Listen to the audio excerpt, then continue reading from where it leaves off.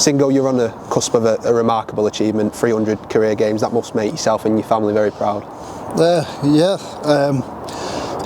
I'm one of them players that takes each game as it is, but yeah, when you look back and over the years and make my debut in 2011, so it's a long time now.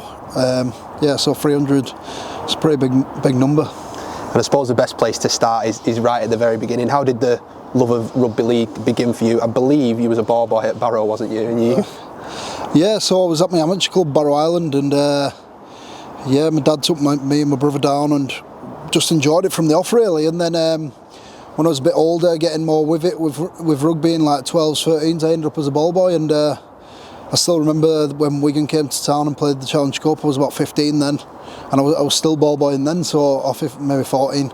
But no, it was just a town that loved rugby league, and I probably fell in love with the sport. Did I ever think that the journey I'd go on would happen? Probably not. I don't think it ever is back there. I don't think the path's as clear as it is in other places. But yeah, I'm very grateful of how it's gone. And was rugby league always the plan for you? Was it always something that you wanted to be a professional rugby league player, or did it sort of fall on your lap? Yeah, so it was a case of I always wanted to play it, and I loved competing, and I liked the physical element of the game.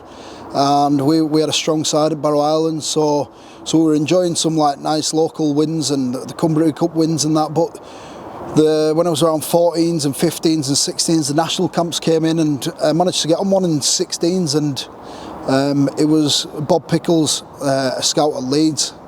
He said there's an opportunity at Leeds, because me and my friend was also from Barrow. We were the only ones without a scholarship, but we had no plan of having a scholarship. There was no scholarship at Barrow at the time, so it was a bit of both. Like, great that it was happening, but we didn't have a clue where it'd end up. So from there, they offered to move me down at 16 years old. And all of that led to 10 incredible years at Leeds Rhinos, winning so much. You could probably go on all day, I guess, but what are your favourite memories of being part of such a formidable team? Yeah,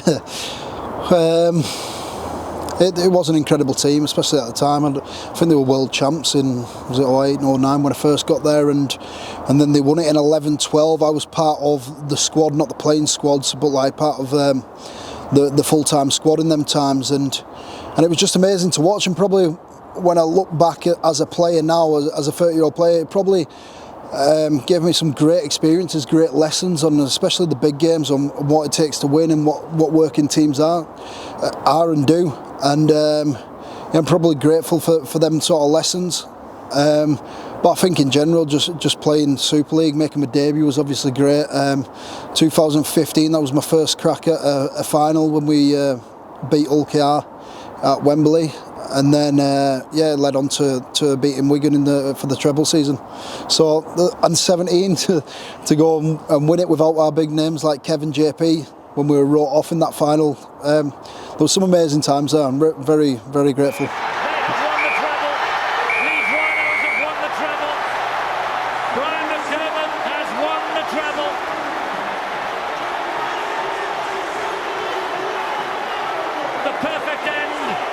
To the careers of the likes of Sinfield, Luluai and Peacock, and the perfect end to a season of all seasons for Brian McDermott, the coach of the year.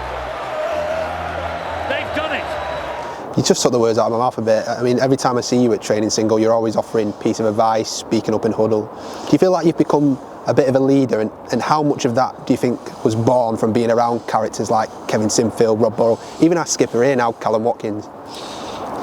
Yeah, I don't think you ever put your hand up and say I am now a leader, but for a middle, especially a young middle, just say a Logan Lewis, I think it's just it's more that you share your experience of advice and stuff like that, and just hope they take in the positives, and I hope it helps them on the way. If they don't need to listen, they don't have to. But yeah, I like to speak my mind. I think it helps me. And also, obviously, you know what it's like to play on them big stages. What does it take, and do you see the potential in this squad that we can really compete in them higher pressure situations? Yeah, I've been saying it all year. It's a very special group, this.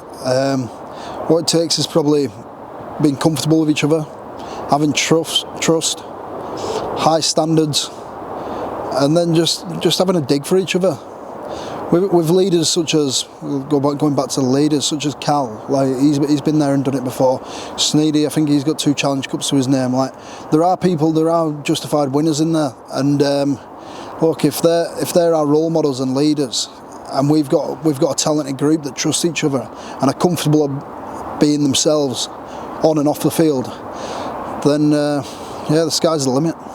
And it would be unfair not to speak about your time at Wigan Warriors too, another successful stint in your career. How much did you enjoy your time over there? Yeah, I loved it. So Wigan picked me up on the back of... So I left Leeds, probably not in the greatest way, to be honest. I left Leeds, they lost the coach in Brian McDermott, in 2018, and they had a bit of a changeover. They had an Australian, Dave Ferner, and then Hagar came in. And then I chose to go to...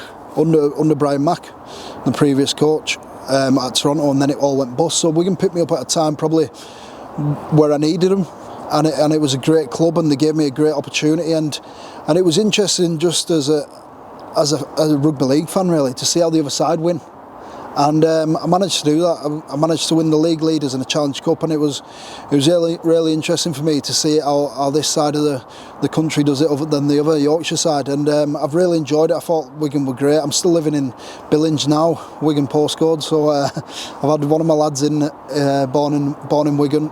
One's a Wiganer, and I'm very grateful for Matty Pete. Matty Pete was the one that he's the one that he rang me up and got me when I didn't really have a club. And I left Wigan in a sound place, and I wish them all the best. And you've just mentioned it then, obviously your kids are into Rugby League. It's one played at the same time as we played at St Helens a couple of weeks ago. How proud is that to see the next generation of Singletons taking up the sport that you love? Yeah, there's 2 of them at the minute that are old enough to play now. So there's Freddie, who's 8, and he's at Blackbrook, and then there's Carter, who's 6. He's also at Blackbrook, and they're enjoying it, And as they get older, they probably missed the Leeds days, and they just got a little bit of Wigan being. Now they're a bit older, but they're full on Salford supporters. And then of course, joining us here at the Red Devils. How much have you relished the challenge here, and how much have you enjoyed working with the coaching trio of Rolls, Kurt and Chris now? Yeah, I said it's a special group, and it is steered also by the coaching staff, and Aggie, Chrissy, and obviously Rolls.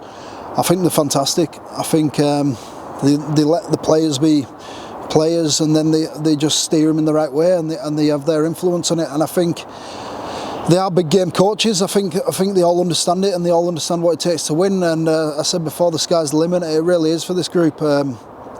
It's a very special group, steered by great people, and the fans get behind. I know there's not as many as other clubs have been at, but Jesus, they're well and truly behind us, and you can feel that, And no, it's a great place, and I'm really enjoying my time here.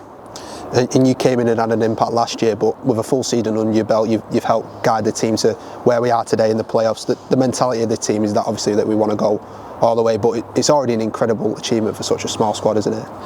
Yeah, but this is probably from experience of my career. I'm not going to say that's the achievement. Yeah, 4th place is great, but I feel like every season's a story, and you don't get to the end of the story unless you win a trophy. So for me, this season will be a success if we go get silverware. And just finally, on game 300, Lee Leopards playoff game, expecting practically a full house here. You couldn't have had it much better, could you, really? Yeah, it's really exciting. Lee, I think we watched them against Saints last week, and they were very physical, very aggressive.